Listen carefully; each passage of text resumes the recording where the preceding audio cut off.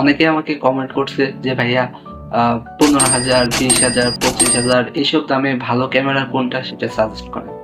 আচ্ছা, কে কে মনে করেন এই দামে ভালো ক্যামেরা পাওয়া যায় অ্যান্ড কে কোন ক্যামেরা ব্যবহার করেন, তার প্রাইস কত সেটা ডেফিনেটলি কমেন্টে জানান। This is day 14 for 30 days 30 short challenge. ধরতে গেলে 15-20 হাজারের ক্যামেরা হয় না, তবে ডিএসএলআর পাবেন কিন্তু মনের মতন হবে না। আমি এর আগেও বলেছি যে কম দামে ভালো ক্যামেরা খোঁজা মানে সোনার হরিণ খোঁজার মতো। তবে ক্যামেরা কেনার আগে আপনি ভেবে নেবেন আপনি ক্যামেরা কি কারণে কিনছেন, ফটোগ্রাফি কিংবা সিনেমাটোগ্রাফি অথবা শখের বসে যে টুকটাক ছবি তুলব, কোন কারণে কিনছেন সেটা আগে চিন্তা ভাবনা করে নেবেন। যদি শখের বসে হয় তাহলে আপনি এই বাজেটে ক্যানন 700D অথবা ক্যানন 600D প্রাইম লেন্স সহকারে এই বাজেটে আপনি ক্যামেরা নিতে পারেন।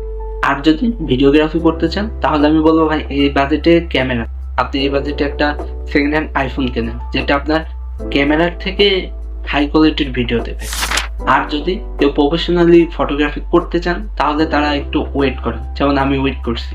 তারা একটু ওয়েট করেন, টাকা গোছান, 70-80 হাজারের মতন অ্যামাউন্ট করেন, তারপর একটা ভালো ক্যামেরা কিনে আপনি আপনার ফটোগ্রাফিটা শুরু করতে পারেন।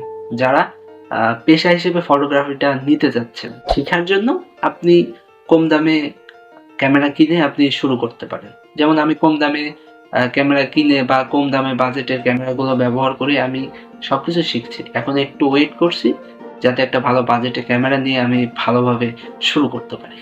কে কোন ক্যামেরাটা ব্যবহার করেন এবং কোন বাজেটে ক্যামেরা ব্যবহার করেন সেটা ডেফিনেটলি কমেন্টে জানিয়ে যাবেন। অ্যান্ড চ্যানেলটাকে অবশ্যই সাবস্ক্রাইব করে পাশে থাকবেন। ভাই সাবস্ক্রাইবার একদমই ডাউন।